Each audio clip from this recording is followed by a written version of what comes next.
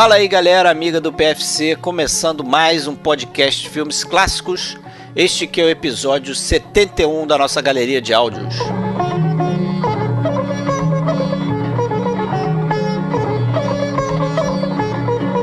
Hoje a gente traz mais uma trilogia e uma trinca de filmes indianos, que é a trilogia de Apu, do diretor bengali Satyajit Ray. Satyajit Ray, para quem não conhece, é colocado aí entre os grandes nomes entre os diretores do século XX, comparado muitas vezes com Federico Fellini, Ingmar Bergman, Akira Kurosawa e outros diretores desse calibre, só para você ter uma ideia.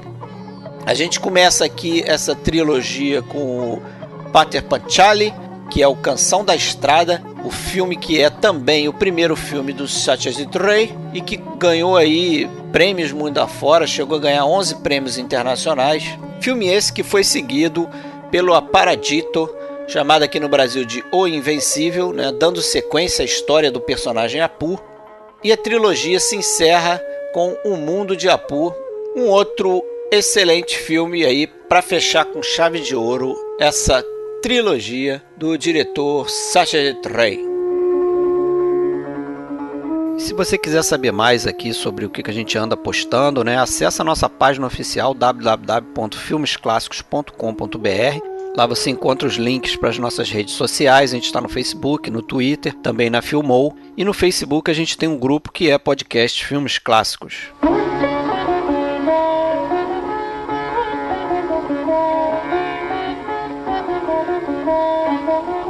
Isso aí, galera, então mais uma trilogia aqui que a gente vai fazer no podcast Filmes Clássicos. A gente já fez aí trilogia da Incomunicabilidade do Antonioni, a gente fez em outra oportunidade trilogia de Volta ao Futuro, fizemos 3 filmes do King Kong também, né, 3 versões, e acho que foi isso, né? Você lembra de alguma outra trilogia, Alexandre? Acho que não, acho que não teve não. Não, né? Então, comigo aqui Alexandre Cataldo, falando de Blumenau. Olá. Eu sou Fred Almeida, falo aqui do Rio de Janeiro. Vamos lá. Trilogia de Apu. Trilogia de Apu. Foi sugestão minha, né? Ou não? Foi. Acho que foi, né? Foi sugestão minha, até porque o senhor ainda não tinha visto os 3 filmes, pagou essa dívida. Verdade. Em função do episódio. Paguei essa dívida. Declarou isso no grupo hoje. Exatamente. Embasbacado com a trilogia. Cara, eu vou começar falando uma coisa. Eu acho que você citou aí a trilogia da Incomunicabilidade do Antonioni que a gente fez, por exemplo. Eu acho que tem trilogias e trilogias. Tem trilogias puramente comerciais, né? E tem trilogias que os filmes têm um elo comum, mas que podem ser vistos e compreendidos individualmente. Mas tem trilogias, que eu acho que aí a trilogia do Apu está numa dessas, que são 3 filmes que na verdade formam um conjunto único. É como se fosse praticamente um filme só, uma história só. E eles são complementares e você precisa, para conseguir entender a grandeza do conjunto, ver os 3 filmes com intervalo pequeno, né? Você precisa ver não necessariamente numa maratona um atrás do outro, mas pelo menos num intervalo pequeno que te permita lembrar dos detalhes. Uma semana para lá, uma semana para cá. Eu não vi assim, né? Eu vi o Pather Panchali, a Canção da Estrada, lá para meados da década passada, e passei aí praticamente 8, 9 anos até ver o Invencível, que foi uma dívida minha. E aí eu vi o Invencível e confesso que não vi no Invencível. Não conectou, né? Não conectou com... Já tinha esquecido completamente o primeiro filme. E depois vi o Mundo de Apu. Agora, para fazer o podcast revendo os 3 na sequência, um em cada dia, porra, é fenomenal. Cresceu demais o segundo filme, principalmente, o Aparadito, né, o Invencível. E o terceiro, então, nem se fala, o Mundo de Apu. Eu fiz algo semelhante, mas não vendo o filme. Por quê? Deixa eu explicar. Ficou confuso. Eu vi A Canção da Estrada também há bastante tempo. Gostei do filme.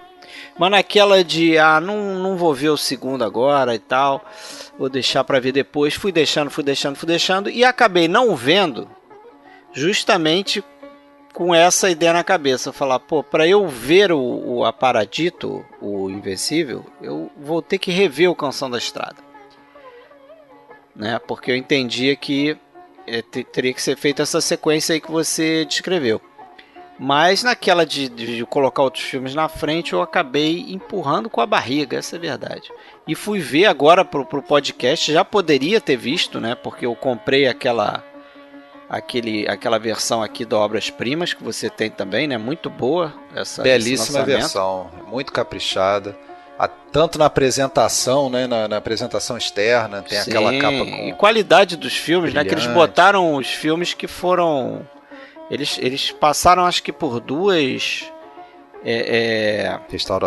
Restaurações, me fugiu a palavra. Duas restaurações recentes, assim, acho que de 2000 e pouco pra cá. Não, e com muito material extra, né? Entrevistas legais, Sim. assim, com várias pessoas que participaram da produção. Entrevista Muito com alguns atores. Entrevista com a Sharmila Tagore, que faz a Parna do terceiro filme, com o Sumitra Chatterjee, que faz o Apu no terceiro filme, Apu adulto, com produtores, com gente da equipe, com o Ravi Shankar, que é o compositor, né, da música dos 3 filmes. É muito legal. Muito legal, muito legal. E aí eu deixei, justamente, eu não revi nem o primeiro filme, não vi os outros 2, justamente porque eu sabia que a gente ia fazer um podcast, deixei, né, pra completar, ver tudo de uma vez pra gente fazer o podcast. E, pô, fiquei assim, me perguntando como é que eu não tinha visto esses filmes antes, né? Porque a gente já viu tanta coisa. Vamos falar a verdade. Querendo ou não, existe uma certa resistência a ver... Sim. Assim, já existe uma resistência natural, não nossa, né? Mas se você for pensar no grande público, a ver filmes antigos, filmes preto e branco, claro que isso não se aplica pra gente. Acho que a gente já provou isso, que a gente curte. Mas, pô, e filme indiano, de baixo orçamento, declaradamente, assumidamente, cheio de defeitos técnicos, né? Não é para qualquer momento que você vai sentar e colocar um filme desse. Não é. Eu já tinha visto um filme do Satyajit Ray, né? Eu tinha visto A Sala de Música, mas foi o primeiro filme que eu vi dele, e o segundo foi Canção da Estrada, e agora eu vi os outros 2. Mas A Sala de Música eu vi numa cópia muito ruim, não sei nem se era da TVE. Eu gostei do filme, mas acho que não tinha maturidade para perceber as coisas aí. O Satyajit Ray, que aliás a gente vai precisar e merece falar um pouco sobre ele. Para começar, ele foi um artista desses que começou como um grande cinéfilo, né? Um cara que trabalhava com artes visuais, né? Então ele desde de cedo indo a cinema, vendo filme, muito cinema americano, clássico, né? Consta que ele era fanzoca mesmo, de escrever cartas de fãs para... Ela fez para Ginger Rogers. Ele disse que escreveu para Diana Rogers. A Ginger Rogers não respondeu para ele. Ele, quando viu o Pacto de Sangue do Billy Wilder, escreveu uma carta de 12 páginas para o Billy Wilder, que também não respondeu para ele. Enfim. A única que respondeu foi a Diana Durbin, que era aquela adolescente. Ele era um cara apaixonado, né, por cinema, e também, por outro lado, era um cara que já veio na linhagem aí de uma família de pessoas ligadas às artes, né? O avô dele era um poeta, era um desenhista também, né? Um pintor. O pai dele era ilustrador, ele fazia livros de histórias infantis com personagens assim, ao estilo meio que do Lewis Carroll, né? Do Alice no País das Maravilhas. E o pai dele tinha uma gráfica, né? Aliás, já era fundada lá da época do avô, né? Passou a ser do pai, eles editavam uma revista. E ele cresceu nesse ambiente, né? Ele cresceu nessa coisa da imprensa, da imagem, de revistas sendo produzidas no quintal de casa. E aí quando... depois de estudar, ele chegou a estudar pintura, né? Mas também não concluiu, e aí a gente vai lembrar que Kurosawa também teve isso, né, na biografia dele, também, né? Essa ligação com a pintura, até que lá pelos anos 40, quando estava na faixa dos 20 anos, ele foi contratado para trabalhar numa empresa, acho que de propaganda, né? Numa agência de propaganda, como desenhista, Isso. né? Ele era um artista gráfico, né? Um designer gráfico, criava logotipo, criava letras, criava... E também ele trabalhou numa editora, né? Na qual ele era responsável por fazer ilustração, fazer as capas de livros, né? E aí um dos livros, inclusive, que ele... Um desses livros era justamente o Padre Panchali, né? Isso. Em 1944, né? Que ele teve contato primeiro com esse livro através dessa editora aí, quando ele trabalhava, como você falou, né? Ele é um cara que fez aí ao longo da carreira dele depois cerca de 30 filmes, mais alguns documentários, alguns curtas, e volta e meia, assim, principalmente nos curtas, nos documentários, ele voltava às raízes. Na verdade, ele nunca saiu das raízes dele, né? Porque primeiro ele é um cara que sempre morou em Calcutá, né? Calcutá, para quem não sabe, é uma cidade, uma megalópole da Índia, na região de Bengala, né? Então, inclusive o idioma é diferente do hindi, né? Do idioma predominante na Índia. E era uma situação até meio alijada da Índia como um todo, tanto é que ele próprio dizia que ele era praticamente desconhecido na Índia. Ele era muito famoso em Bengala, mas na Índia ele era mais famoso no exterior do que no restante da Índia. No restante da Índia, quando muitas pessoas sabiam o nome dele, já sabiam que ele existia, mas não tinham visto nunca um filme dele, né? Até porque o que fazia sucesso antes dele estrear com A Canção da Estrada era justamente esses filmes que esses melodramas, né, e filmes com canções, e meio que umas novelas musicais, vamos dizer assim, né, mas na linha do cinema comercial, né, que hoje a gente chama de Bollywood e tal. Hoje em dia o pessoal, eu acho que todo mundo sabe, né, que a produção cinematográfica é enorme na Índia, né, mas na verdade isso já vem de longa data, né, há muito tempo que se produz muito em quantidade, né, filmes sempre com foco muito popular. O cinema, na verdade, indiano, ele tem uma história similar à da maior parte dos países com cinema desenvolvido aí no mundo. Começou também lá no final do século XIX, já mostrando filmes dos irmãos Lumière em Bombay, lá, principalmente porque na época, né, era colonização ainda inglesa, né, então chegava facilmente, né, trazido pelos ingleses e tudo mais. Começaram a produzir seus próprios cineastas ali já na primeira década do século passado e tudo mais, mas sempre com aquela tendência de fantasias, coisas mitológicas, né, principalmente na era muda, né? Depois, quando veio o sonoro, aí começou aquela coisa de muita música, muita dança, muito escapismo, e sempre concentrado em 3 cidades, né? Em Bombay, né? Que hoje é Mumbai, que era um cinema mais de distribuição nacional, e o de Calcutá e Madras eram cinemas eram produções assim de consumo mais local daquela região, no caso de Calcutá, então de Bengala, né? Bengala Ocidental, né? Que é um estado, né? Uma região, um estado da Índia, né? E aí que aliás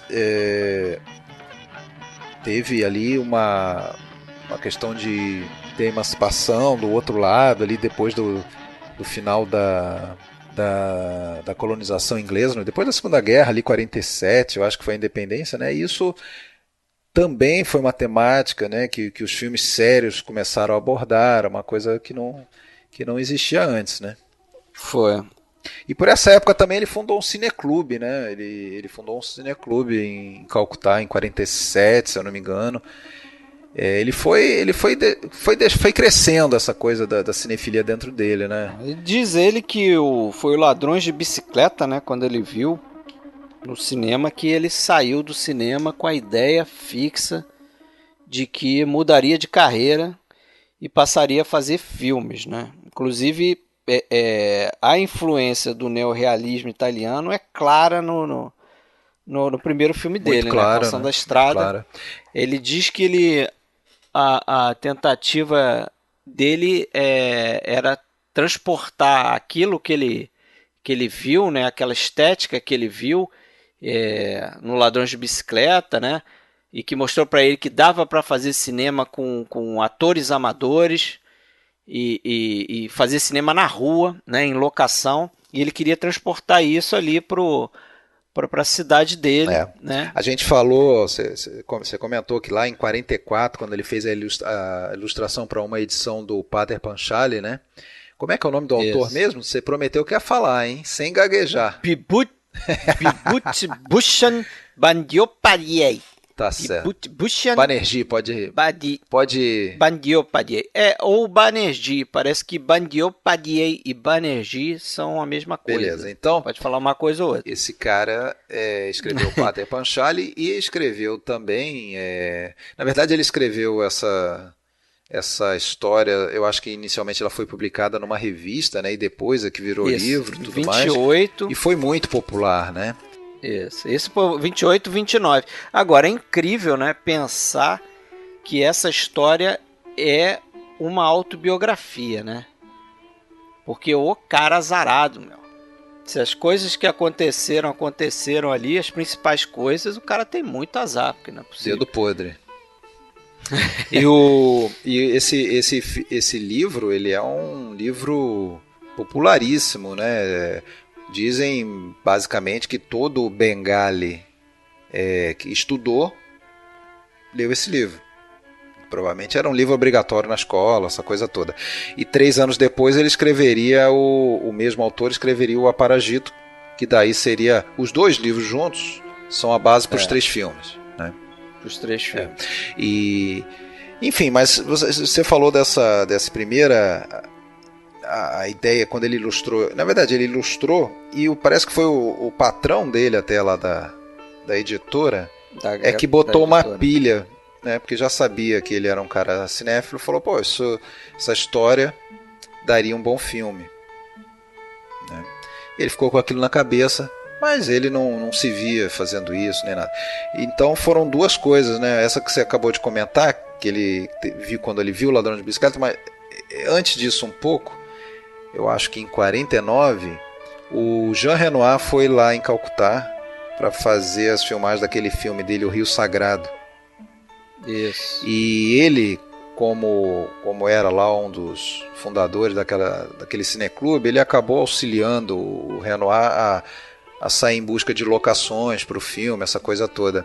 E conversa vai, conversa vem, ele comentou sobre essa intenção dele de fazer um filme um dia, até inclusive ele já tinha mais ou menos a história, e o Jean Renoir botou pilha, deu força para ele, né? Mas continuou em banho-maria a história. E aí em 50 ele foi mandado pela empresa lá para Londres, ele passou acho que 6 meses em Londres e diz que praticamente via um filme por dia, né? No cinema naquela época ele viu muita coisa. Foi quando daí ele viu o Ladrão de Bicicleta e voltou extasiado, né? Que era bem a época que estava praticamente sendo lançado no exterior. Parece que ele concluiu o primeiro draft aqui do Canção da Estrada em 1950, por volta de 1950, né? E é curioso que ele mudou ali eventos do filme, né? Ele por exemplo, a morte da velhinha, né? A gente vai... Sim. Né? Tancar de spoiler aqui, né? Tem que ter visto a coisa. Porque não dá pra falar do filme sem falar dos spoilers, das mortes que acontecem. Mas isso eu concordo com aquele produtor que você viu também a entrevista dele e gostou, assim como eu gostei. Uma coisa que eu já tinha pensado antes, que é exatamente isso que foi feito por ele, é o que talvez seja a melhor definição de adaptação, né? Adaptação não é pegar um livro e transpor integralmente tudo para a tela, até porque muitas vezes isso é impossível, né? Ele conseguiu manter o espírito do livro, mas fazendo alterações que possibilitem a história ser contada numa mídia diferente, né? Ele converteu, né, o livro, a linguagem do livro para a linguagem cinematográfica, né, o que dá certo no cinema. Aí ele modificou, por exemplo, aquela cena da morte da velhinha, né, que ela não morria sozinha, ela não era encontrada pelas crianças, ela morria acho que na cidade, outras pessoas ao redor dela. Ele criou, por exemplo, a cena que eles correm para ver o trem, né? Ou se isso existia no livro, era uma coisa bem significante, mas... Mas assim, eu acho que o principal que foi mudado é porque o livro ele é muito mais amplo do que a história do Apu, do que a história mesmo daquela família. Sim, sim. Né? Eles chegam a falar que é praticamente um manual de vida, da vida no interior de um vilarejo da Índia. É muito mais a história da vila, né? Eu acho que espalhada em diversos núcleos. É um filme que, por exemplo, que aborda muito a questão daquela natureza, daquele lugar e tudo mais.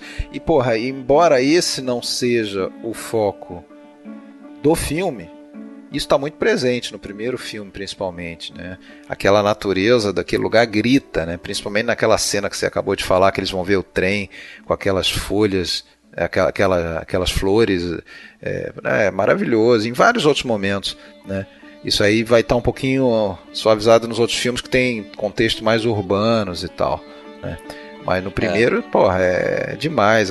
A gente vai falar daquela locação, aquela casa em ruínas que eles encontraram a acho que 6 quilômetros de Calcutá, fora do centro de Calcutá. Eles encontraram uma casa em ruínas, né? E o diretor de arte que era parceiro do Satyajit Ray, trabalhou com ele praticamente todos. Bansi Chandragupta. O Bansi Chandragupta. Esse cara aí, que era também um dos fundadores lá do Cineclube e tal, ele fez um trabalho magnífico e tudo mais. E aquela casa ali, impressionante, assim, ela é quase um personagem, né? A gente vai lá, aquela porta, aquelas portas, aquele buraco na parede, a interação entre aquelas personagens ali dentro. Mas vamos falar mais do filme então, né? Vamos detalhar o filme agora. Mas só voltando um pouco aí nessa coisa do roteiro, né? Que era a estreia dele na direção, estreia dele no roteiro, né? Ah, sim. A equipe também praticamente amadora, né? Só o Bansi, né? Muito pessoal ali. O Bansi Chandragupta já tinha feito poucos filmes, né? Tava trabalhando ali com o Renoir, né? Acho que acabado de trabalhar com o Renoir nesse filme que você falou, Rio Sagrado. O braço direito dele, que é o diretor de fotografia, o Subrata Mitra, era um cara que era fotógrafo de estilo, né? Nunca tinha pego numa câmera de cinema. Dizem que ele não sabia nem mexer. Ele tinha 21 anos, cara, quando começou a operar a câmera aqui para esse filme. E ele muito aprendeu também por conta do Rio Sagrado.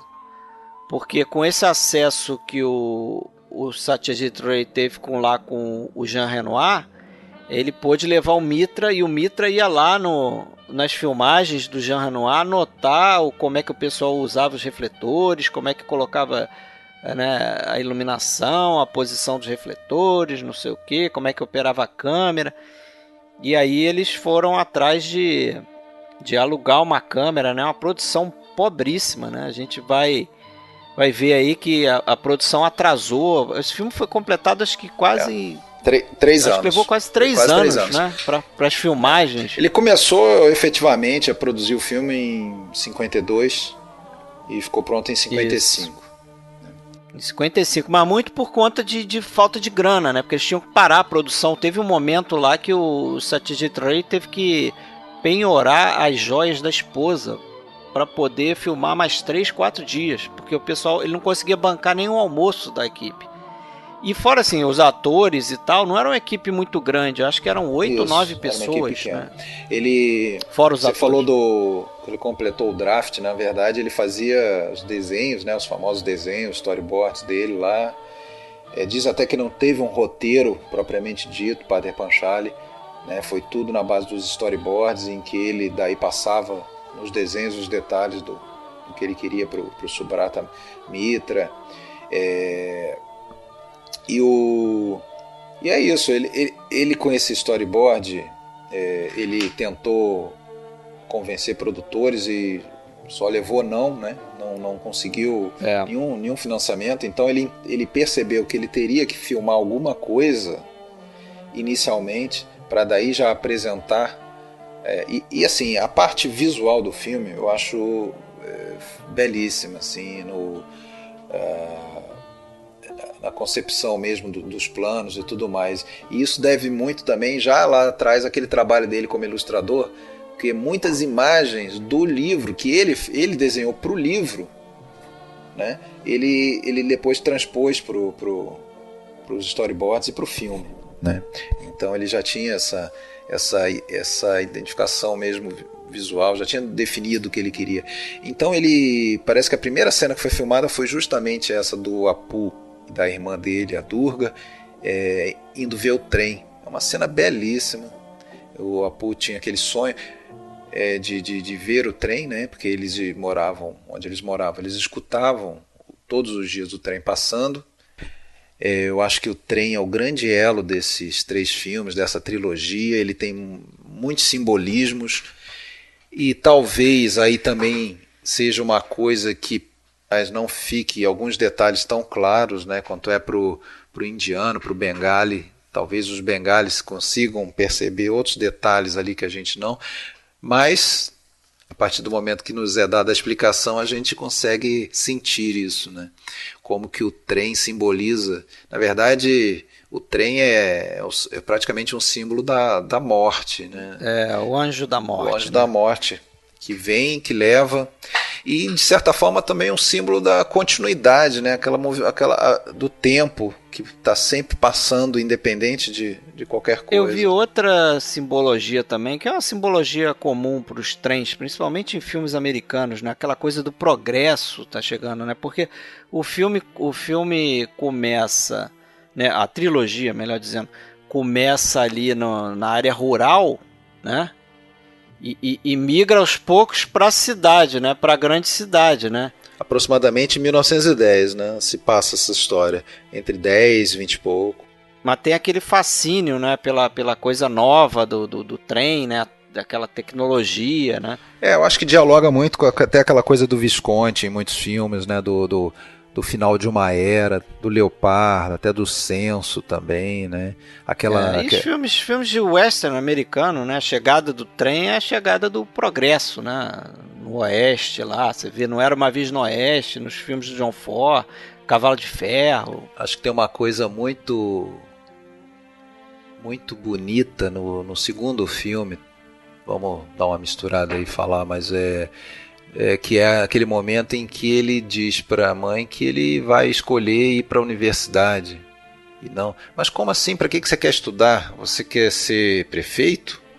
Você quer ser político? Tipo, você vai ser sacerdote, igual seu pai foi, né? Quer dizer, aquela mudança dos costumes de um povo, né? O costume era aquele, né? O cara nasceu aquilo, sacerdote, aprendeu a ser sacerdote pequeno, tinha que ser sacerdote, não precisava estudar. Para que estudar? Para ser outra coisa, né? E ele não, ele tem uma mentalidade mais avançada em relação a isso, né? Então, eu acho que tem a ver com isso também, né? Com a mudança de gerações, né? Novas cabeças e tudo mais. Eu acho o filme muito profundo, assim. Você pode fazer várias leituras aí, né? Tem muito cheio de simbolismo. E aí eu concordo com você, cara. Esse filme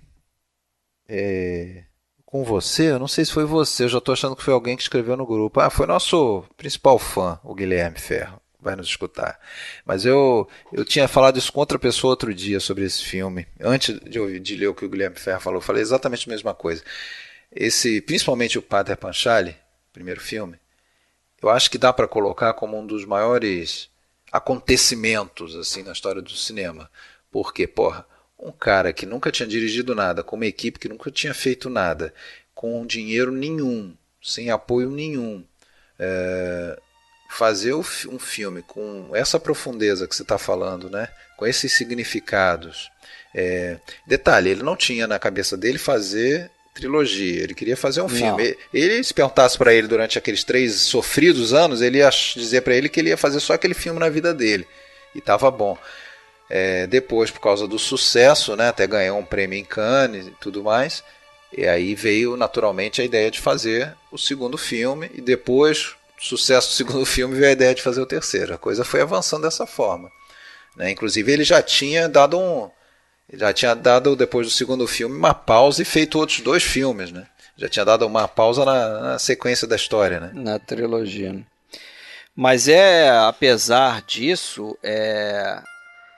a historinha que eu ouvi, principalmente quando ele foi recrutar lá o menino, né, o Schubert Banerjee, né, o garoto que faz o Apu no primeiro filme, eles chegaram a fazer um concurso, né, botaram um anúncio nos jornais e tal, e várias crianças entre 5 e 7 anos apareceram lá, mas eles não gostaram de ninguém, e foi a esposa dele que viu, acho que o filho de um vizinho, e eles gostaram do garoto, né? Apesar de que o garoto não sabia atuar, mas o pai não queria liberar, né? O menino de fazer o filme. E aí, pô, o Satyajit Ray não era conhecido, né? Evidentemente, o primeiro filme que ele estava tentando fazer. E diz a lenda aí que o Ray chegou para ele, convenceu o pai da seguinte forma, falou: olha, eu não sou famoso, mas eu estou fazendo um filme que vai revolucionar o cinema indiano.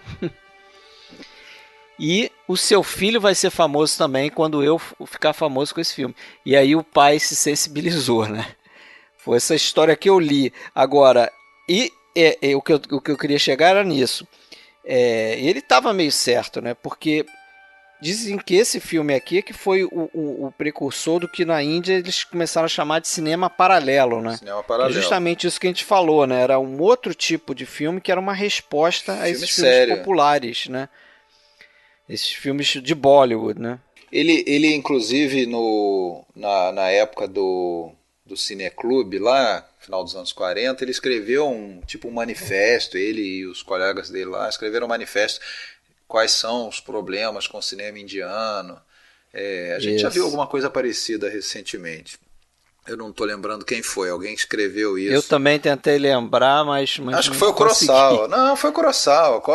Pediram para ele escrever quando ele foi justamente para ser admitido na Torre, né? Ele escreveu. E acho que quase que o mesmo título, né? Só mudando indiano para o japonês. Os problemas do atual cinema japonês. Então, é isso. E assim, eu acho que ele não estava sendo arrogante ao falar isso, porque era muito fácil revolucionar o cinema indiano, porque realmente ele era vazio em termos de conteúdo sério, né, ou social e tudo mais, né? De linguagem tanto é que o filme criou um certo mal-estar com as autoridades de Bengala Ocidental e tudo mais, justamente porque não queriam ver aquela pobreza, aquelas agruras, né, da vida sendo expostas no cinema, né? Então o cara filmou aquela cena, conseguiu que um produtor se interessasse, o cara botou dinheiro, mas aí o produtor faliu, estava com outros filmes aí dando prejuízo e faliu, tirou o dinheiro, e aí foi a hora que ele penhorou joias, conseguiu filmar mais um pouquinho e interrompeu. Acho que 53 ali ele precisou interromperam por 1 ano as filmagens, né? E eu li um trechinho curto. Não, e antes aí de você, só para concluir, e também depois disso aí ele conseguiu o apoio do próprio governo, né? Apesar isso foi no final já, né? Eu voltei, né, para fazer a cronologia, né? Aí parou a produção parou, ele chegou a penhorar a joia da mulher e tudo mais, e depois de mais ou menos quase um ano, 2 coisas aconteceram, né? Primeiro que foi lá em Calcutá um cara do MoMA, Museu de Arte Moderna de Nova York, soube da intenção, soube do que estava sendo feito, do que tinha sido filmado e se interessou. Aí ele mostrou as imagens que estavam filmadas já para o cara gostou, o cara inclusive fechou com ele para ele incentivou ele a acabar o filme e estrear o filme no MoMA em 55.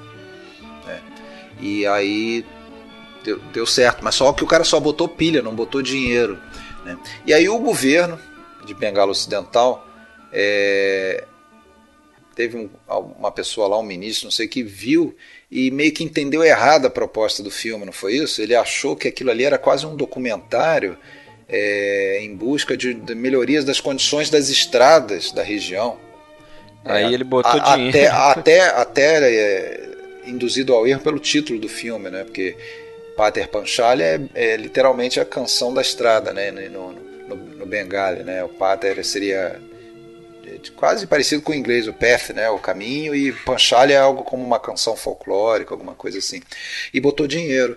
E daí, inclusive, o John Huston teve também lá um tempo depois, né?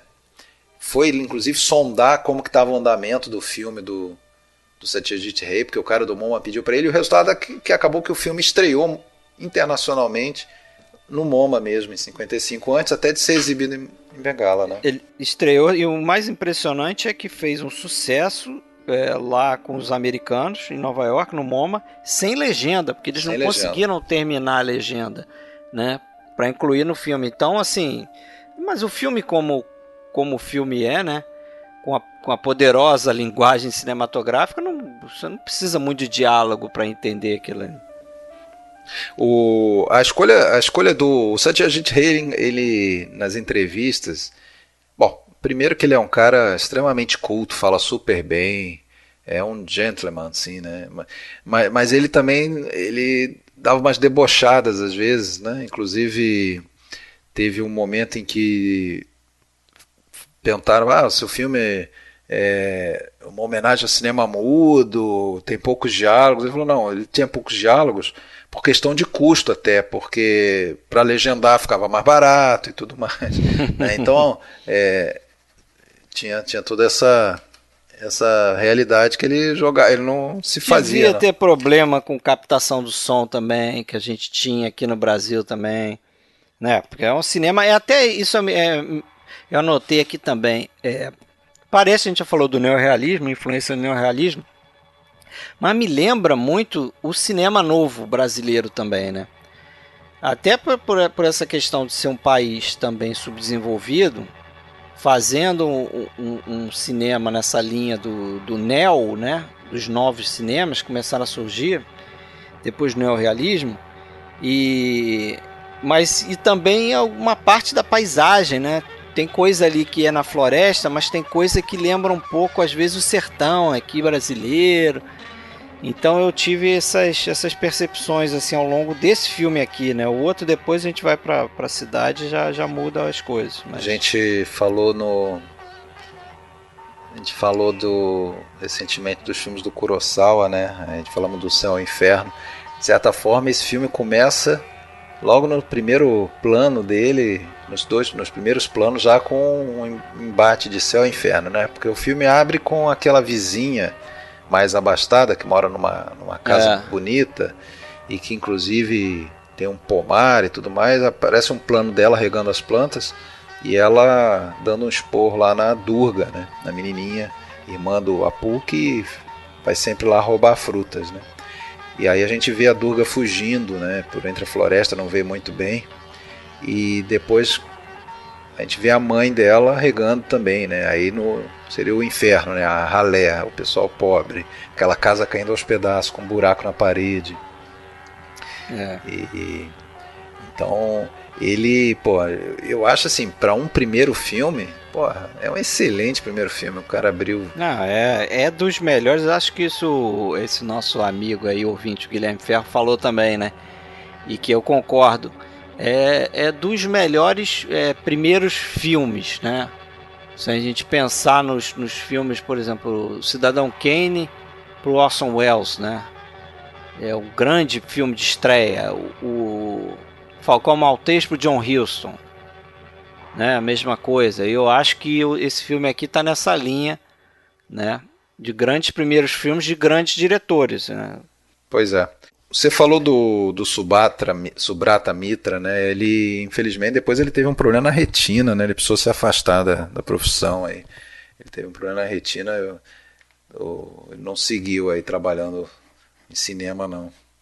Não sei se depois voltou, mas pelo menos com o Satyajit não trabalhou na trilogia toda, né? Mas para frente trabalhou não. Na trilogia, mas já foi importante até para ele criar um tipo de artifício lá de iluminação, né? Ele inovou no Invencível, que ele criou uma coisa que se usa até hoje, que é uma técnica chamada bounce lighting, que é você filmar, parece tão simples e tão óbvio, né? Tão intuitivo, que é você usar, em vez de usar o refletor apontado direto para os atores, você rebater o refletor, a luz do refletor numa parede. Eles botavam um lençol, né, em cima da... No caso eles usavam lençol, né, para rebater a luz. Tornava e fazer mais difusa, né? A luz difusa e combinando com a luz do céu, né, que estaria sendo filtrada por nuvens e tal. Então isso, ele foi pioneiro nessa parada, né? Isso se usa à torta direita aí. Agora eu queria falar alguma coisa. Para quem viu e é fã da trilogia, especialmente do primeiro filme, eu vou recomendar aqui um filme indiano de 2013 que eu vi agora esses dias. Sobre o Schubert, que se chama Apur Panchali, que aí a tradução seria a canção de Apur, né? Que é exatamente não é documentário, né? É um filme ficcional. É um filme ficcional, mas sobre o garoto Subir Banerjee, né?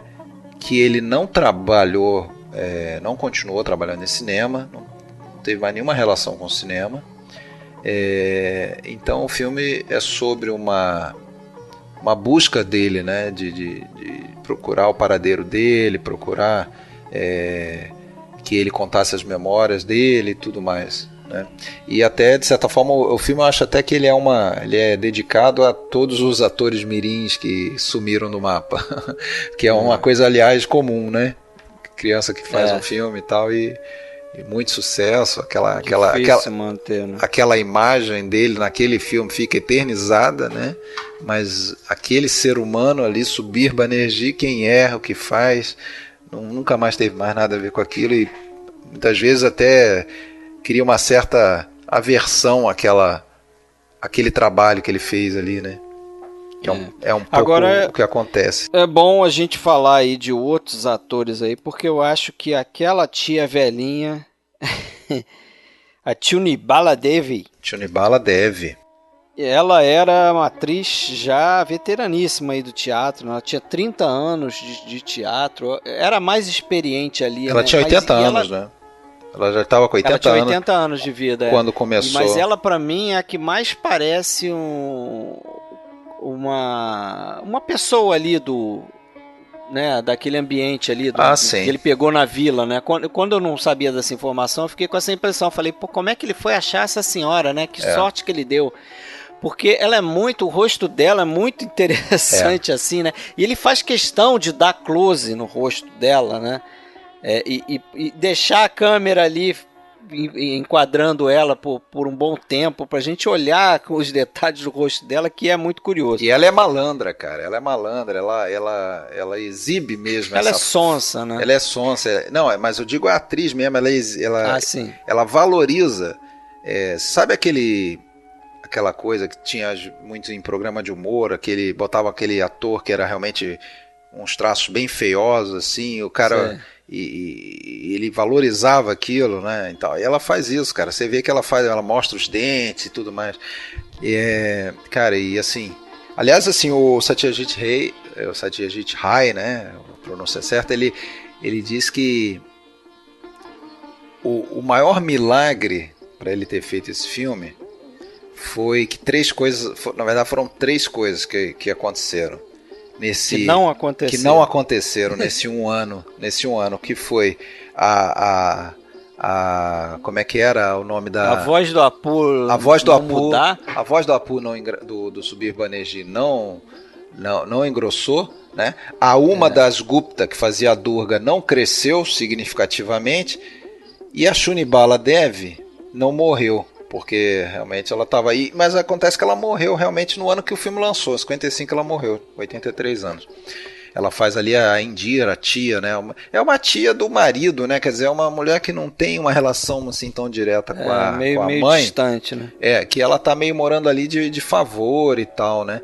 Mas, de certa forma, a gente vê bastante crueldade assim, no tratamento da mãe, né, da Sarbojaya, em relação a ela. Eu às vezes fico um pouco chateado com a personagem da mãe. Eu acho que ela trata desnecessariamente mal aquela pobre daquela tia. Mas é parte daquele ambiente ali também, né? E eu acho a minha personagem preferida, se a gente tivesse que eleger um que a gente fez lá no Matar ou Morrer, pelo menos desse filme aqui, pra mim é a Durga, né? eu gosto muito. A Durga é... Porque a Durga a garotinha... Primeiro assim, o filme como um todo, a direção do Satyajit Ray e do roteiro, é daquele tipo de filme que faz você se envolver com os personagens, né? Os personagens são bem delineados, são interessantes, cada um tem uma característica mais forte, né? A gente vê que o pai é aquele meio bobalhão, mas é um cara otimista, tá sempre rindo e tal. A mãe é aquele elo que mantém tudo em pé, né? Tá nas costas dela, a família.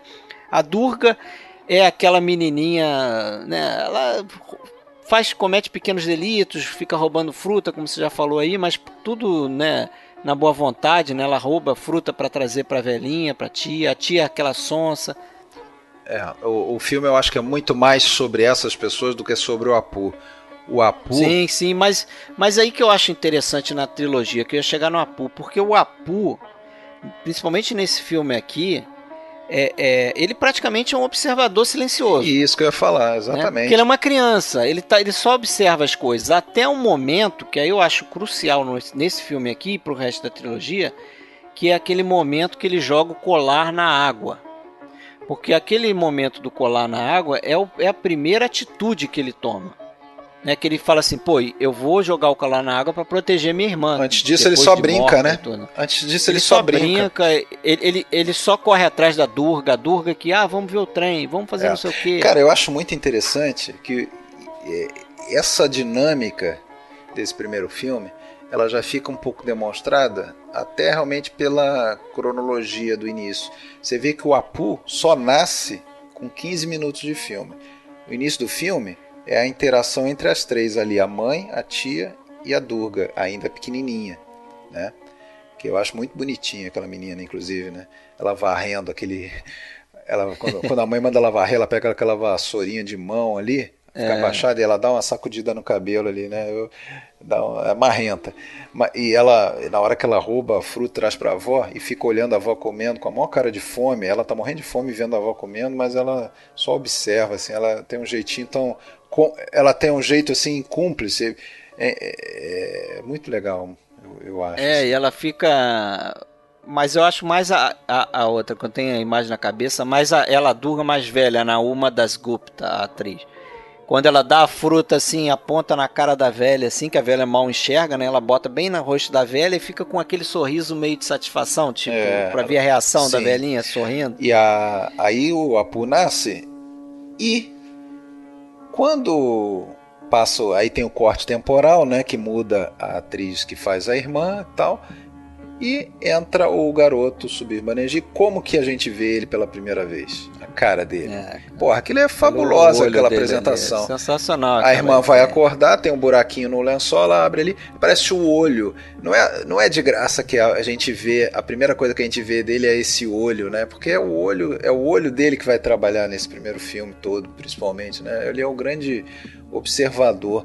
Porra, o ponto de vista dele, né? A história é contada pelo ponto de vista dele. Isso fica muito claro naquela hora em que a mãe dá uma surra na Durga, puxa ela pelo cabelo e ele meio que fica escondido atrás de um vaso, uma pilastra, uma coisa, e com aquele olhão dele arregalado, olhando.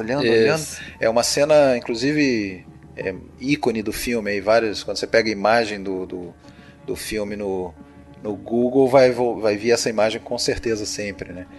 Dele meio assustado olhando aquilo, né? Então, até, como você falou, até ali ele observa muito. Ele observa o pai, ele escuta o barulho do trem, tem um anseio de ir lá ver, mas não toma iniciativa de ir, né? O pai é aquilo, né, cara? O pai, ele é um cara meio... um certo perdedor, né? Vamos dizer a verdade. É um cara que não consegue sustentar direito a família, vai precisar fazer grande aventura de largar a família por vários ele é meio meses. ingênuo também, né? A mãe reclama que você já foi enganado várias vezes antes e tal. E o cara não paga ele fica lá, mas ele é de bom coração, uma hora ele vai me pagar, não sei o quê. Ele não se impõe realmente, mas ele é bem otimista também. Ele é um pai amoroso, né? Principalmente no segundo filme, ele dá toda a atenção pro menino. E aí tem aquela cena em que eles estão à noite, né? Ele está passando ditado para o garoto escrever e ao mesmo tempo ele está escrevendo o livro dele, né? Que ele, assim como o próprio Apu será depois, né? Sonha em ser um escritor, um poeta, mas nunca vai publicar porcaria nenhuma, né? e, e aí eles escutam o barulho do trem, o Apu ficou assim com aquele ar assim de quem está prestando atenção. E aí o pai em seguida, a próxima palavra, a próxima frase, oh, um fantasma. Quer dizer, tá mais do que claro o que o trem significa nesse filme, né? É, toda vez que ele aparece, como aparece ali, aí a gente sabe que vai ter coisa ruim, né? O trem preto, trem negro lá. Mas vamos terminar aqui com esse filme, que já tem quase uma hora aí, a gente só falou dele por enquanto. Vamos lá. Né? Porque ele foi indicado a Palma de Ouro em Cannes e ao BAFTA de filme estrangeiro, né? E em Cannes ele levou um prêmio chamado Best Human Document, né? Algo como um prêmio humanitário, né? Melhor documento humano, né? Que daria o tom aí seria uma prévia, né, da carreira do Satyajit Ray também, que é um diretor nessa linha, né, humanista, bem como foi Kurosawa, por exemplo, que a gente acabou de fechar a trilogia dele aí. Mas vamos para O Invencível. A gente já falou um pouco dele, né, 1956, no ano seguinte, né. Você já falou, ele não tinha intenção de fazer, né, uma sequência, né, mas resolveu aí pegar um pedaço do livro, né? Ele foi adaptado aí, parece que do último quinto do livro do Pate Panchali e o primeiro terço do livro Parajito. Que o Banerjee lá escreveu em seguida, né? Que se chamou justamente A Paradito, que é o nome desse filme aqui. O filme não acaba, né? O Padre Panchali não acaba com a família saindo, né? Do vilarejo para Benares, como acabou o filme, né? E então esse complemento aí da vida inicial em Benares ainda é do primeiro livro, né? E está no Aparajito, que é a primeira parte do Aparajito, né? A primeira parte do filme, né? Quando eles estão em Benares, naquele edifício, né, centrado e mostra muito a cidade, mostra muito Benares, mostra muito os rituais lá relativos ao rio, né, aquela coisa do rio, aquele do Ganges, né? Do rio Ganges, né, o rio sagrado, mas aquela área ali, aqueles degraus, aquela escadaria, aquela coisa é o tal do Ghat, eles chamam o Ghat, aquela local de adoração onde eles vão lá e é um ritual diário, né, do indiano. Esse filme, principalmente nesse início aí, já começa com um cara cantando, né? Que é uma espécie de homem santo ali, um sacerdote talvez. E ele tá embalando lá uma canção, né? E ao longo do filme a gente vê muito essa marcação da religiosidade, né? A gente vê pela primeira vez o pai exercendo a profissão dele, que era de medicina ayurvédica, né? Tem ao longo do filme também o pessoal fazendo cânticos, tem uma sessão ali numa espécie de um ritual, né, numa espécie de templo ali, né? E aquilo ali é importante, né, depois que a gente entende que na verdade eles estavam ali imersos numa cultura diferente da deles, né, porque eles eram de uma linha mais tal do Brahmin, né, Brahma, que é o hindu com nuances de cristianismo, né? E ali eles estavam vendo rituais hindus mesmo, né? Puros. Era uma coisa diferente para eles. E tem muito isso, parece lá na Índia, essa noção de que o Bengali não sai da região, né? Não sai de Bengala. Né? O Bengali nasce e vive ali. Ele não é um cara cosmopolita ou indiopolita.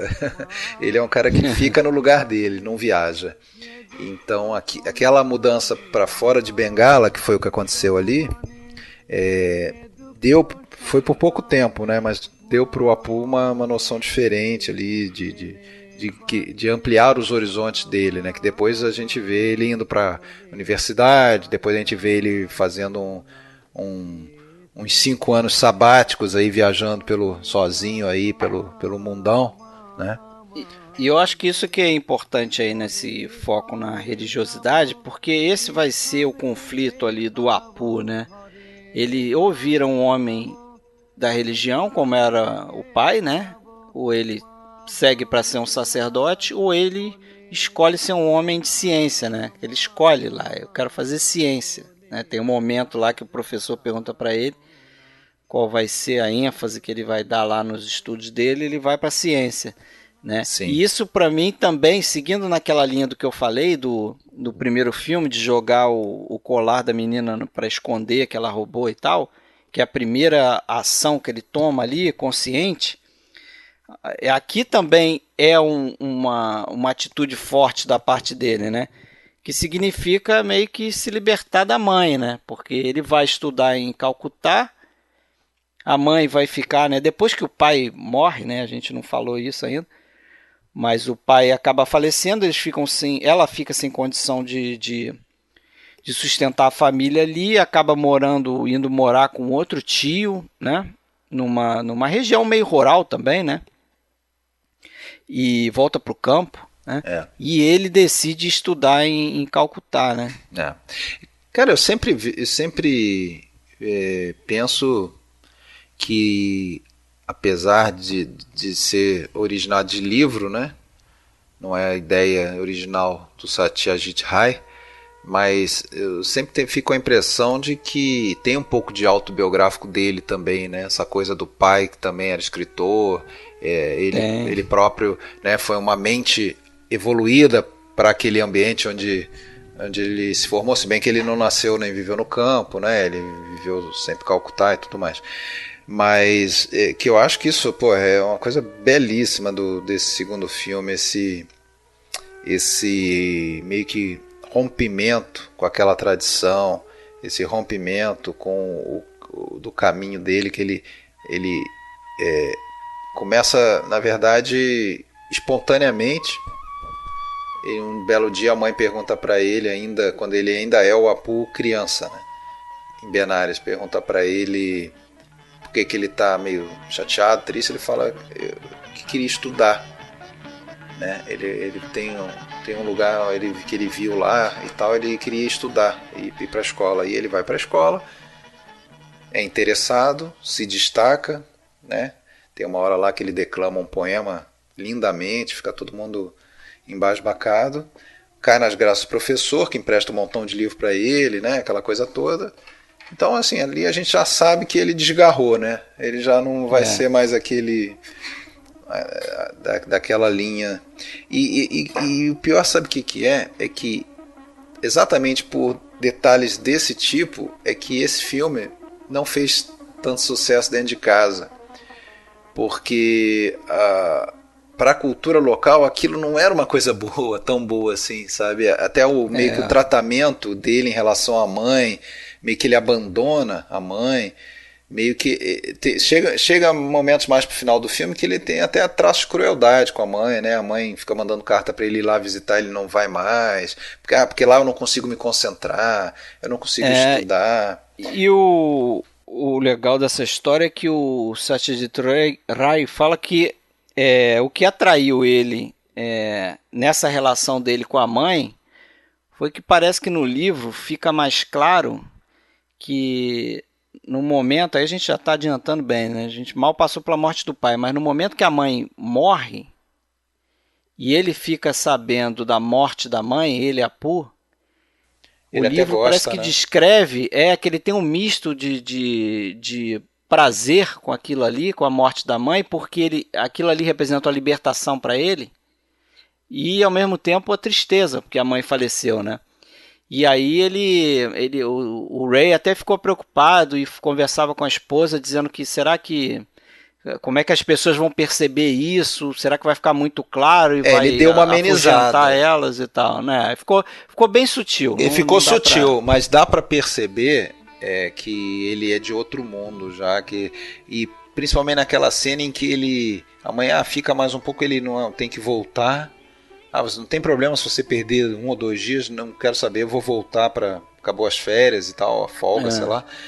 Só que aí na estação ele meio que tem um certo remorso e volta, diz pra mãe que perdeu o trem, mentira, não perdeu nada. Né? Só que aí quando ele chega lá de volta pra ficar mais um dia, em vez de daí, então tá, vamos fazer alguma coisa junto aqui e tal, vamos conversar. Não, ele vira pro lado e dorme, e fecha o olho e dorme, quer dizer, é porque assim, aquilo ali é o máximo que ele poderia fazer, ficar mais um dia com ela, pra ela ficar feliz, mas eles não têm assunto, eles são de mundos diferentes naquele momento ali. E o Satyajit tinha razão, isso aí criou uma certa aversão ao filme.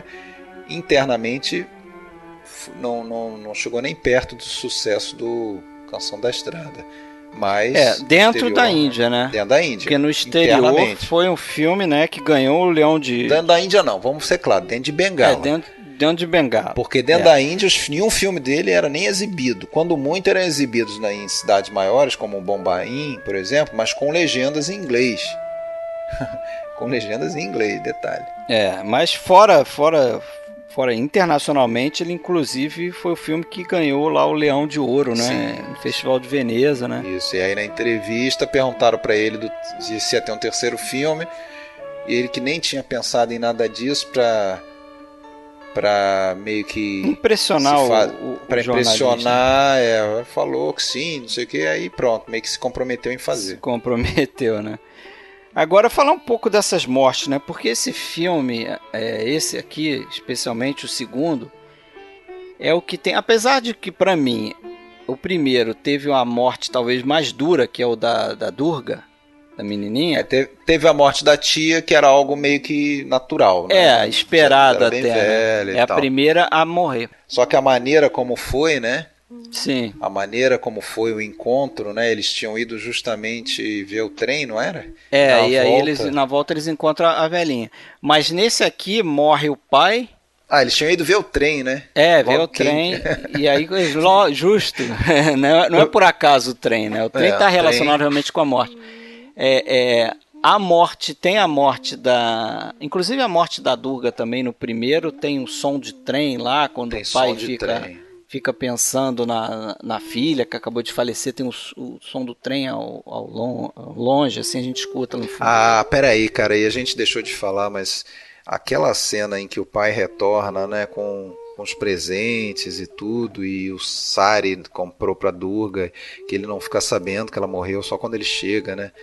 Bonita. Aquela cena é fantástica, e o uso do som ali também, né? O som pra simbolizar, me lembra bastante aquela cena do Poderoso Chefão 3, do Michael Corleone. Que ele abre a boca abre aquela boca sai o grito, né? No final, ali ele também a gente não escuta o grito, né? Já vem um som agudíssimo na trilha eu acho que o som é importante também aí.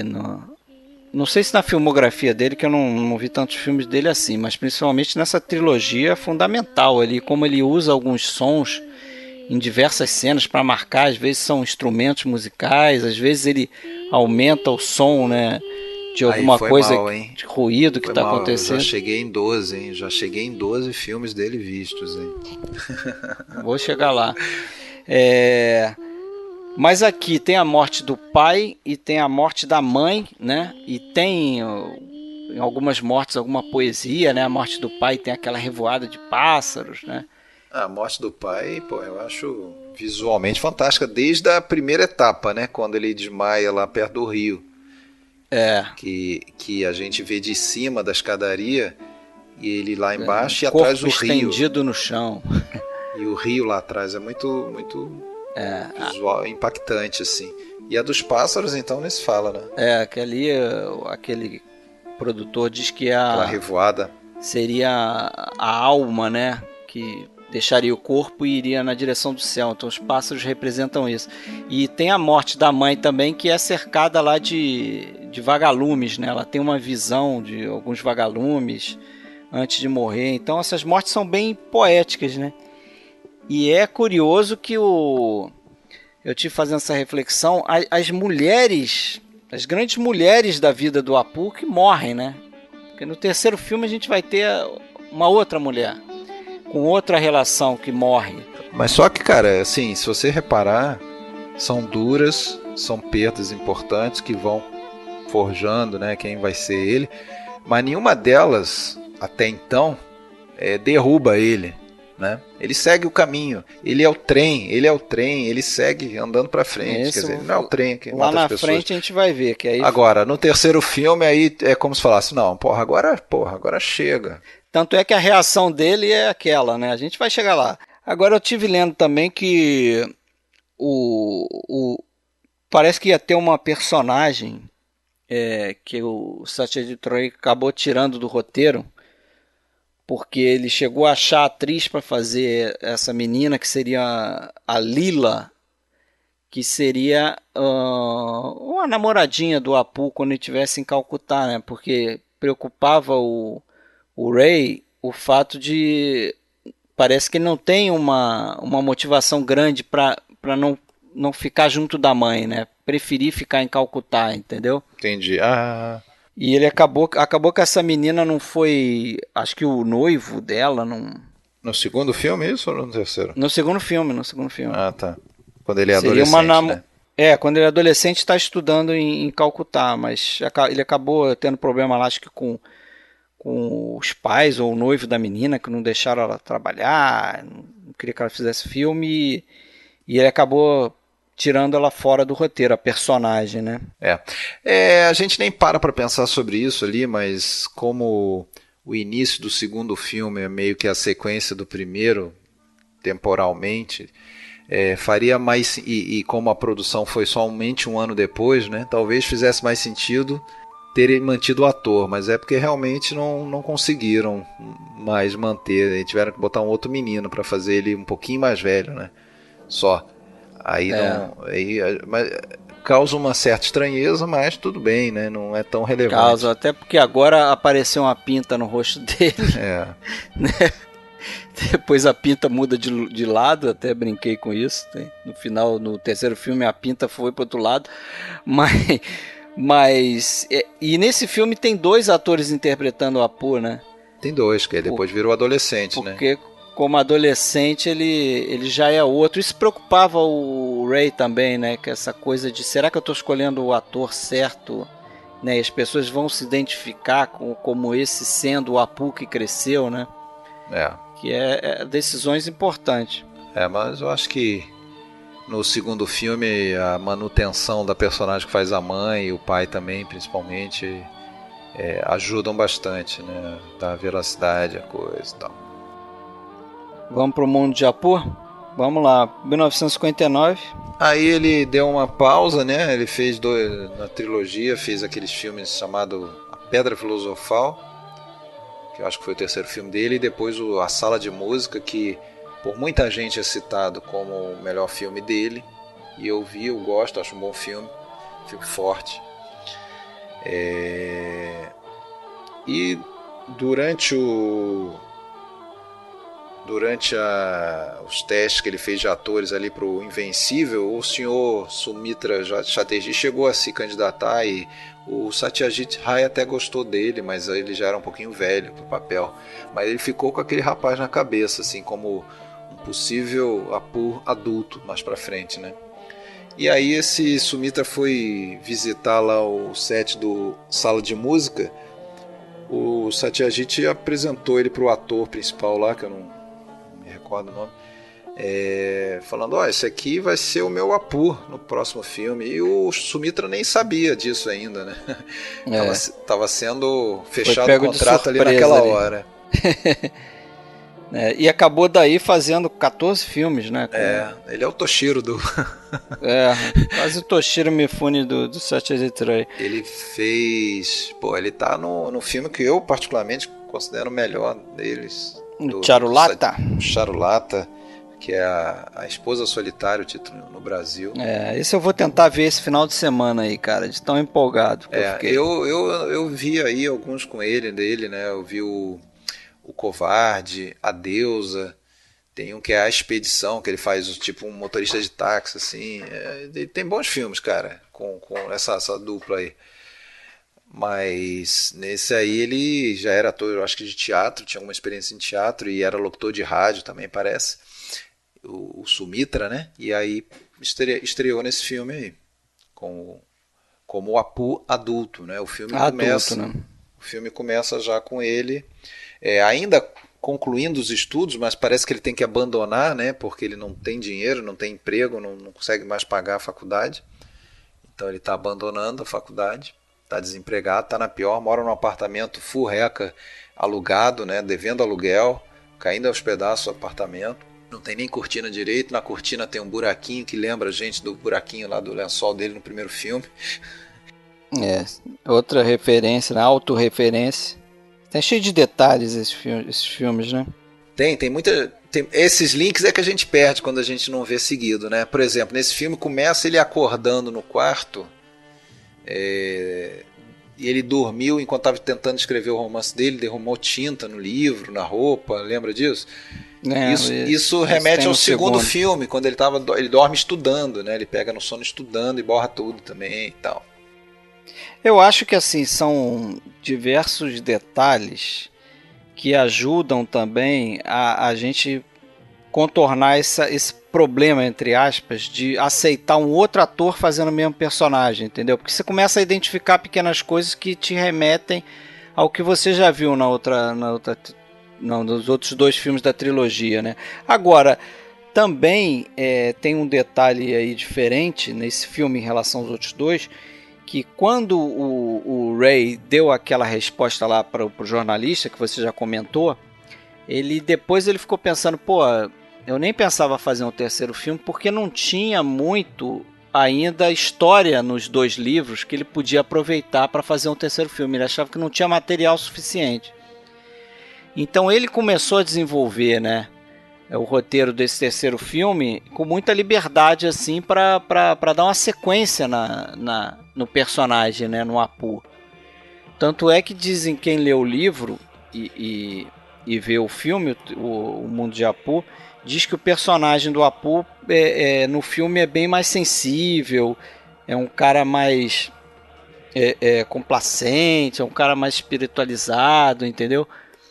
Que não é tanto o que acontece até o segundo livro, né? O Apararito, porque termina ali também. Mas o Apu cinematográfico, né, dos filmes, é um cara que realmente chega nesse ponto do início do terceiro filme, é um cara que já passou por um bocado de perrengue, né? Já. Todas essas mortes, perrengue, né? Essa situação, apesar de ter sido esforçado, né, nos estudos, ele não conseguiu emprego, tá na pior, né? Tá tentando emprego, aparece uma sequência ele procurando emprego e inclusive ele é muito qualificado para os empregos onde ele vai e é rejeitado por isso, né? Aquelas coisas horríveis, né? E ele realmente não poderia fazer aquilo, né? Um cara com estudo e tal. E sonha ainda, né? Tá escrevendo um romance, né? Tá escrevendo um romance meio que autobiográfico. Topa com aquele amigo dele, o Pulu. Eu até fiquei pensando se esse amigo dele Pulho.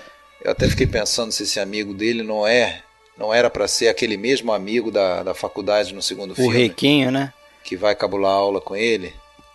O cara que é rico. Vai cabular a né? aula não, eles foram expulsos, né, pelo professor. Porque ele foi expulso justamente porque ele estava dormindo na aula, porque ele trabalhava à noite, né, para poder pagar os estudos. Ele trabalhava numa gráfica, né? Sempre a gráfica aí, fetiche do Satyajit Ray no Charulata, o cara deu uma gráfica dentro de casa. Referência à própria vida, né? Provavelmente, é o pai, como você falou lá. Mas esse é outro, né? Outro amigo, né? Aí o Pulu convida ele para um casamento da prima, né? E aí muda mais uma vez o destino do... O destino se intromete mais uma vez, mas dessa vez pelo menos para criar uma vida na vida dele, né? Ao invés de tirar, né? Faz o contrário. pelo menos. E é curioso aquela cena, né? Que a gente tem uma certa resistência. Eu acho que até chegam a comentar isso depois no documentário da vida aí. Mas realmente a gente aqui tem uma certa resistência de aceitar aquele casamento maluco, né? Porque a menina tá para casar com outro. Só para contar pro pessoal que ouviu há muito tempo, não lembra e tal. Que a menina tá para casar com um maluco qualquer lá. E o cara, quando chega no casamento, o cara surta. Fica louco lá, né? Fica desequilibrado, cara. Fica desequilibrado, o pessoal arranca ele colapso, de dentro daquele coisa lá. E aí, cadê? A menina tem que casar, ela agora vai ter que casar. Aí é o lance cultural, né, cara? Eu acho que só sendo Bengali mesmo pra entender, né? Se ela não casasse, naquele momento que tava marcado o casamento, ela ia ficar marcada de uma maneira. Nunca mais ia casar na vida e ficam desesperados e convidam, ele recusa, o que naturalmente acho que qualquer um recusaria de uma hora para outra, né? Mas acaba cedendo, né? Acaba casando e aquilo é muito... A relação deles depois é muito bacana, né? Assim, como eles vivem ali, né? Um pegando no pé do outro, parece que estão sempre se divertindo. E aquilo, porra, a gente vai gostando daquele relacionamento, a gente vai achando legal o relacionamento dos dois, aí vem o Satyajit Ray, pô, vem o trem, trem negro. Vamos dar um desconto aí, né? Porque um desconto cultural, né? Porque na verdade a Sharmila Tagore, a atriz que era uma estudante de 13 anos, que foi selecionada para esse filme, eu acho que a personagem seria para ser um pouquinho mais velha, talvez 15, não sei, mas enfim, prática do local. Que não aprovamos, evidentemente, né? Enfim, mas ela casar, os dois no caso, né? Casarem sem se conhecerem, né? Um negócio horrendo. Jovem, né? Ela diz, acho que a atriz fala que a mãe dela chegou a casar com 7 anos de idade. É verdade, ela fala isso. E foi ter ela com 14, sei lá. Ela fala que evidentemente ali em 1959 isso já não acontecia mais. Que evidentemente ali em 59 isso já era coisa do passado, sim. Mas coisa que aconteceu na época da mãe dela ainda. E até me pergunto assim, por que ele mudou de ideia, né? Por que ele resolveu casar, né? Eu acho que passou um pouco aquela coisa de, porra, eu tô na pior, não tenho nada a perder, né? Eu não tenho nada a perder. E eu acho que passou isso, não fica claro em momento nenhum. Agora, daí quando ele aceita, imediatamente ele meio que já, não sei se arrepende, mas ele fica meio... sem graça, porque ele sabe que ele não tem nada para oferecer para ela, não tem nenhuma casa decente. E ele é franco, né? Ele é franco e quando ela diz que vai com ele para onde for e tal, ele leva ele para aquele apartamento. E aí tem uma cena que eu acho bem legal, né? Quando ela entra no apartamento e a gente vê a cara de decepção dela, mas ela, vamos dizer, ela se submete àquilo ali, né? Ela se submete e faz a coisa funcionar. E realmente é bem legal, né? Bem legal. Mas agora, voltando naquela linha de pensamento que eu estava fazendo, essa tomada de decisão dele de casar é mais um passo naquele sentido do protagonismo, né? Dele assumindo o protagonismo da vida dele. No início ele é só aquele menino que observa, até tomar a primeira atitude, depois resolve fazer o estudo, né? Largar a mãe para estudar em Calcutá, e agora ele está tomando um outro passo de protagonista, né? De começar uma família. Vai ter uma esposa, vai ter que ser responsável pela esposa, né? E depois ele vai dar um passo maior ainda no final desse filme, né? Que aí a gente fala quando chegar lá. Mas aí, como você falou, né? Infelizmente, parece que ele não pode ser feliz. Vem o trem negro. Vem o trem. Ele não pode ser feliz. E aí a reação dele, né? Quando tem aquela cena, porque agora o diretor começa a poupar um pouco a gente, né? A gente não vê ela morrendo, né? A gente não vê, é verdade. A gente percebe que tem alguma coisa errada quando ele chega lá, que o irmão da menina tá com a cara de bunda lá para dar notícia para ele, né? Visivelmente transtornado. A gente fala, putz, a garota morreu. Até antes um pouco, né? Quando eles se despedem num trem, né? Ela pega o trem pra ir, tem uma cena na estação de trem. Agora, quando a gente for rever, a gente já vai lembrar da questão do trem, mas no início não se toca, mas é sempre Não, trem. passa desapercebido, né? Essa coisa do trem, cara... Eles moram perto do trem, né? Eles moram do lado da linha do trem, já começa daí. Mora do lado do trem, o trem permeia a trilogia inteira. E aí entra uma coisa que eu vi em outro pedaço do documentário e eu associo com isso, que é quando o Satyajit Ray escreveu aquele manifesto, se eu não me engano, é parte desse manifesto, um texto que ele diz algo nesse sentido, assim, que ele contesta a forma americana e britânica de contar uma história no cinema, né? Fazer um roteiro, porque ele fala assim, é algo comum de que para se fazer um roteiro você deve pegar a história, eliminar tudo aquilo que não tem a ver com a história que você quer contar, com aquele núcleo daquela história, e você fazer o teu roteiro em cima só de tudo que interessa contar a história. E ele dizia o seguinte, ele achava que isso deveria mudar, ao contrário, você deveria pegar uma história simples, e aí ao longo da história simples, você ia encher aquela história de detalhes, e muitas vezes esses detalhes trariam um certo contraste com algumas coisas que acontecem, e isso causaria uma tensão no filme, traria coisas interessantes na história, além de tornar a história também mais próxima da realidade, ter uma naturalidade, um realismo. Sim. Porque a nossa vida é cheia de detalhes. Eu acho que isso tem muito a ver com esse lance lá da fonte, né, do neorrealismo, que foi o que gerou esse filme. A gente falou disso quando fez o podcast sobre o Ladrões de Bicicleta. É um filme em que você não consegue, às vezes, destacar aquela cena, aquela grande cena, aquele grande desfecho, porque é um filme feito de vários pequenos capítulos, né? É uma sequência natural de eventos acontecendo.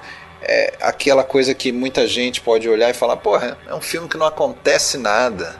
Como assim não acontece nada? Acontece a vida, a sequência natural de eventos, né? E inclusive aquele carinha lá do comentário, ele pontua muito bem, falando que e quando a gente começa a prestar atenção, a gente vê que isso é verdade, principalmente no primeiro e no segundo filme, a questão das portas, né?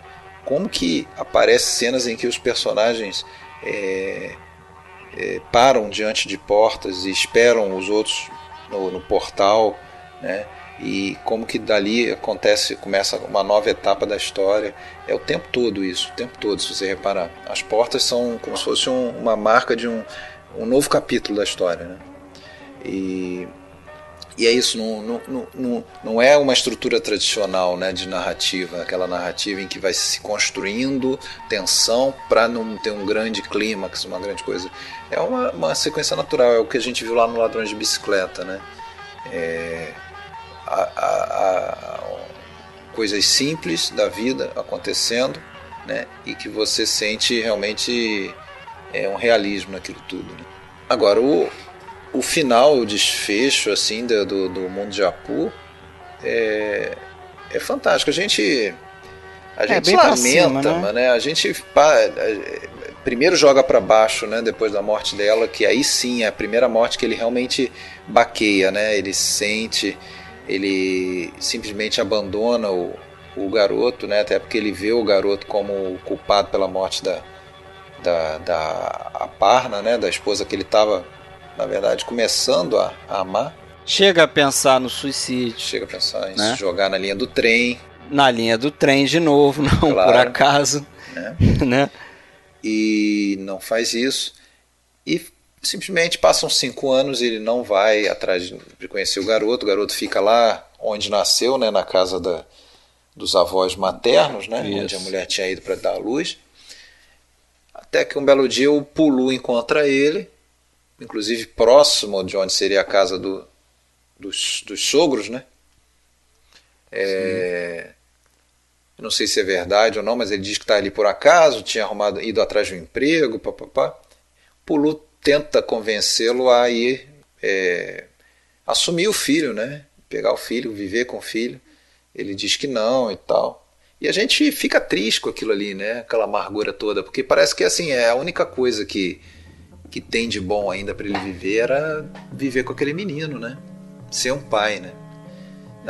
Ele merece isso, né? Eu acho, e a gente torce para isso acontecer, mas isso parece que não vai acontecer, até que aí, mais uma vez, aquela coisa, né? Ele pega o leme, ele toma a decisão, né? E vai atrás do garoto, né? Assume o protagonismo, e aí é a última, né, martelada nessa coisa do protagonismo, porque agora, depois de ter assumido a família, de ter assumido o papel de marido, agora ele botou na cabeça que vai assumir o papel do pai, né? Agora ele está responsável por uma criança, né? E aquela cena final do menino no ombro dele...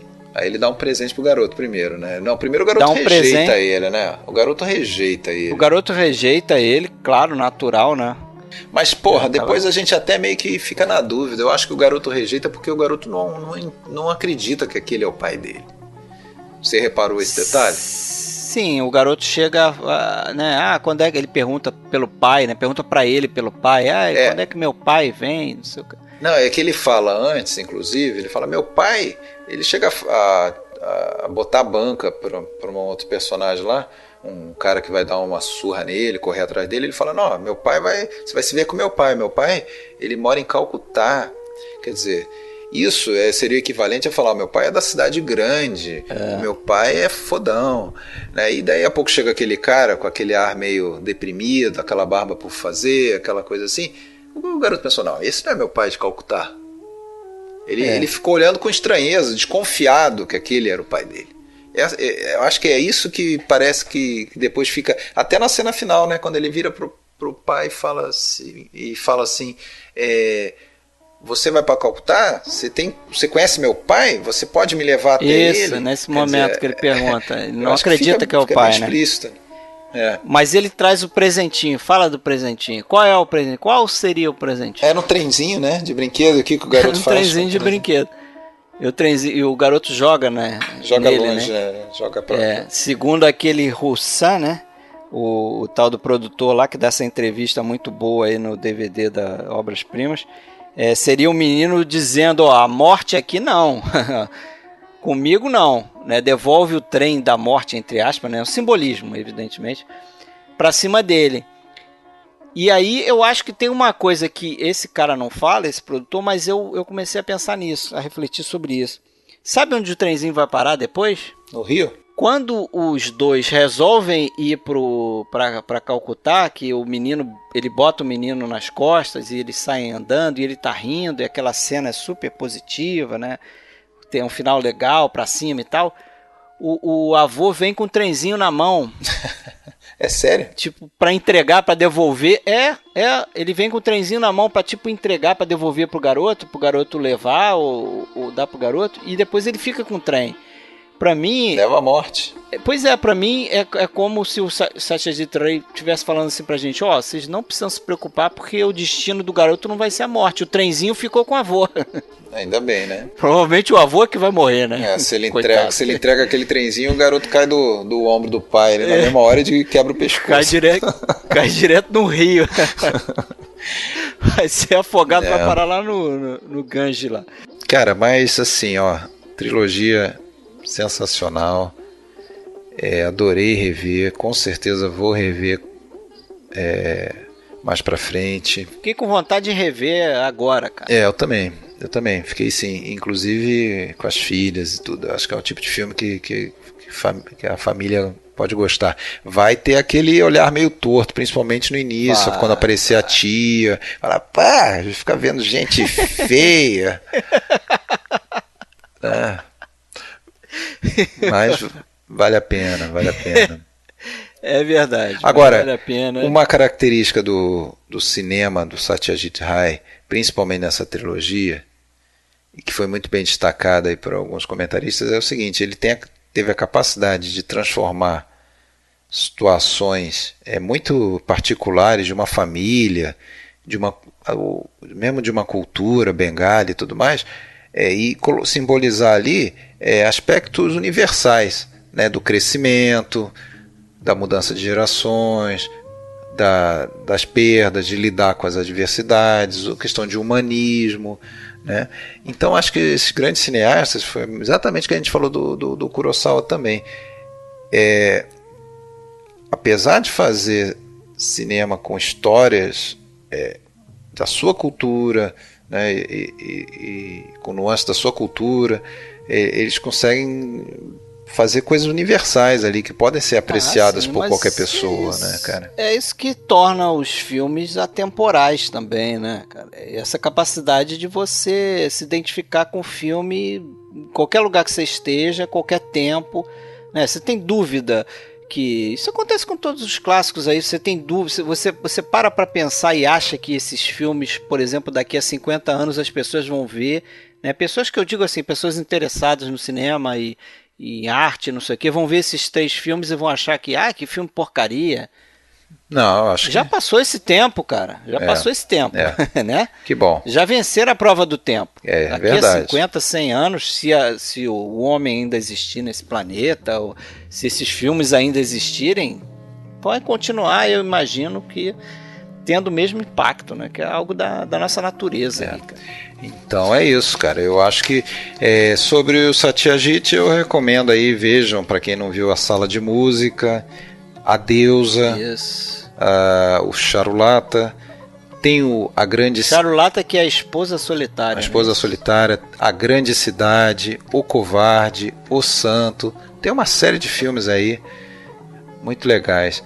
Tem até um road movie lá, um road movie que é Dias e Noites na Floresta, um filme de 70 também com o Sumitra Chatterjee. Fez alguns então mais aí também com a Sharmila Tagore. Depois até tem uma outra atriz aí que é lá do Charulata lá, que eu me esqueci o nome dela, que é muito bonita também e que fez vários com ele. Mas é isso. E depois nos anos 80 aí fez coisas para TV, documentários, curtas. Fez um documentário sobre o pai dele, Sukumar Rai. É um dos últimos filmes dele, é um documentário sobre o pai, que era um escritor que morreu quando ele tinha 2 anos e tal. Enfim, é isso aí. Legal.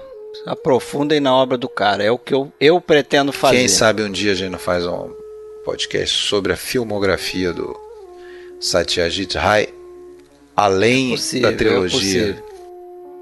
Mas o que sabemos que faremos é, no próximo episódio, Gabinete do Dr. Caligari, né, outro filme aí importantíssimo no cinema. Isso aí.